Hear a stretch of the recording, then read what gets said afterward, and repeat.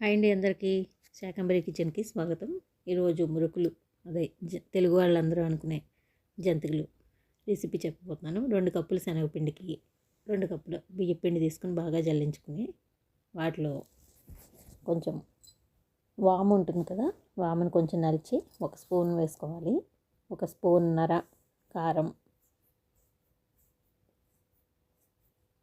అలాగే రుచికి సరిపడా ఉప్పు 1 స్పూన్ మీద కొంచెం 1 టేబుల్ స్పూన్ పట్టింది అనుకోండి వేసుకొని బాగా కలిపి ఇవన్నీ మిక్స్ చేసి 2 చెంచాలు బటరు ప్లస్ 2 చెంచాలు కాగిన నూనె వేసి బాగా కలుపుకోవాలి. ఈ బటర్ క్లిప్పింగ్ మిక్స్ అయింది ఇందులో.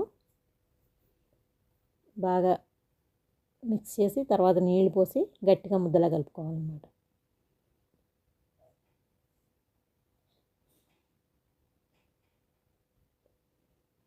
ఇప్పుడు 3 చిల్లులున్న జంతికల ప్రెషర్లో వేసి వీటిని 3 చిల్లులు కానీ 5 చిల్లులు కానీ ఉన్నవి ప్లేట్స్ ఉంటాయి కదా, వాటిలో వేసి కొంచెం నూనె అప్లై చేసి జంతికల పిండి అందులో వేసి ప్రెస్ చేయాలన్నమాట. రౌండ్గా చుట్టుకోవాలి వీటిని.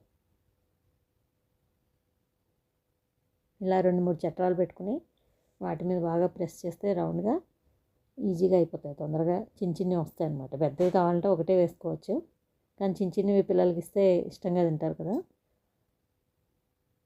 ఇలా 3-4 ఒకే మూకుట్లో వేసుకోవచ్చు అనమాట నూనె కాగబెట్టి.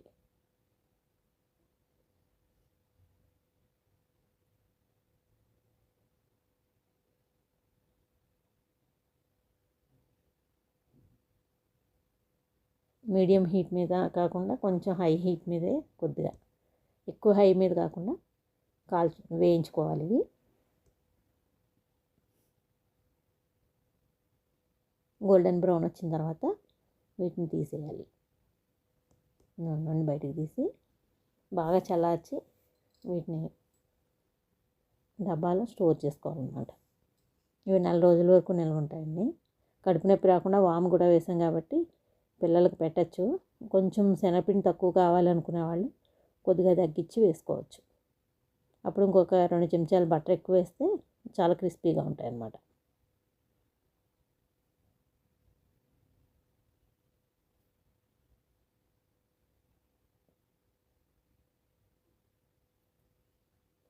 చూసారు కదా అంత కలర్ఫుల్గా వచ్చాయో.